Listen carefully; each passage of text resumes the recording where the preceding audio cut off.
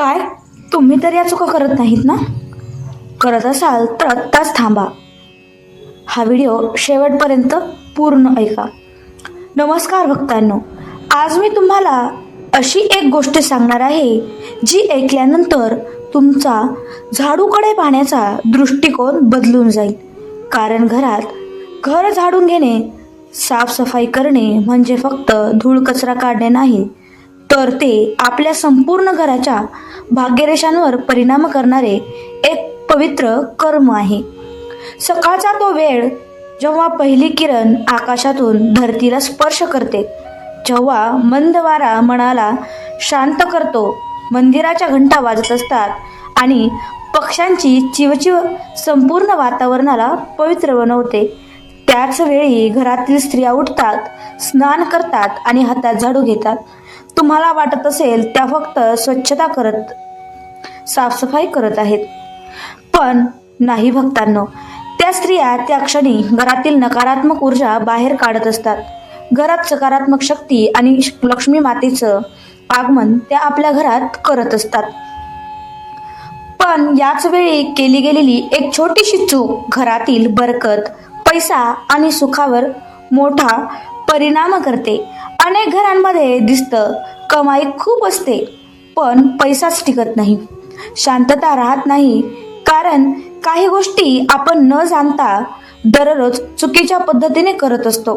म्हणूनच हे संपूर्ण प्रवचन शेवटपर्यंत नीट ऐका.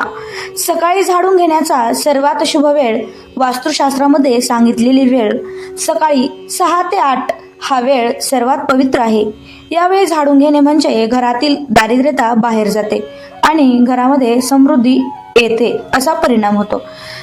जर याच वेळी महिला झाडून न घेता आळसाने 11-12 वाजता झाडून घेतात किंवा दुपारी किंवा संध्याकाळी झाडून घेतात, परंतु ते घरामधील लक्ष्मीला बाहेरचा रस्ता दाखवल्यासारखं मानलं जातं. आपल्या घरामध्ये झाडू कधीच उभा ठेवू नये. बहुतांश घरात झाडू भिंतीला टेकून उभा ठेवला जातो. भक्तांनो, ही सर्वात मोठी चूक आहे. झाडू म्हणजे लक्ष्मी मातेचं स्वरूप. झाडू उभा ठेवणे म्हणजे बरकत थांबवणे आहे.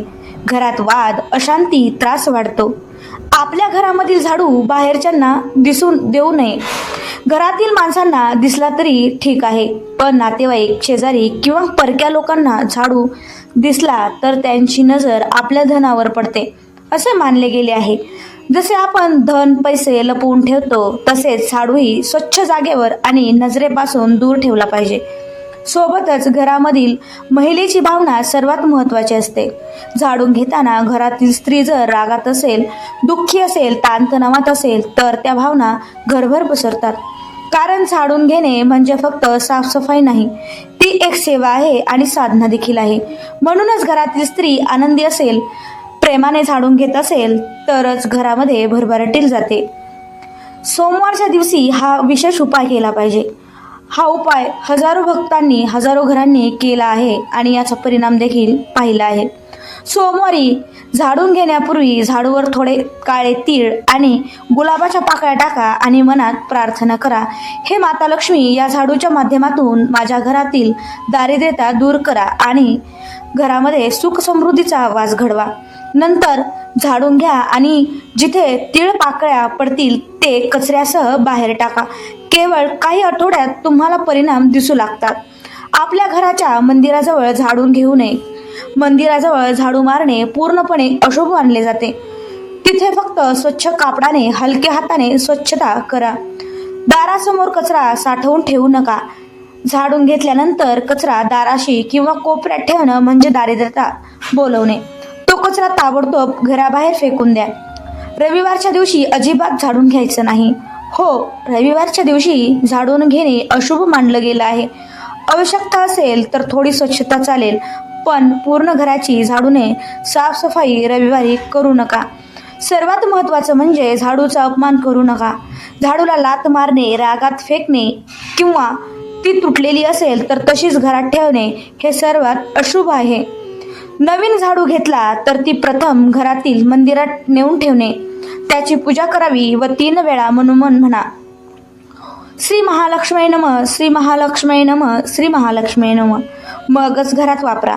भक्तांनो, झाडू ही सामान्य वस्तू नाही, ती लक्ष्मी मातेचं प्रतीक आहे. घराची ऊर्जा स्वच्छ करणारी शक्ती आहे आणि घरातील भाग्याचे दार उघडणारी किल्ली आहे. जर तुम्ही या साध्या वाटणाऱ्या पण प्रभावी गोष्टी पाळल्या तर तुमचं आयुष्य, तुमच्या घराची स्थिती आणि वातावरण क्षणाक्षणाला बदलत जाईल.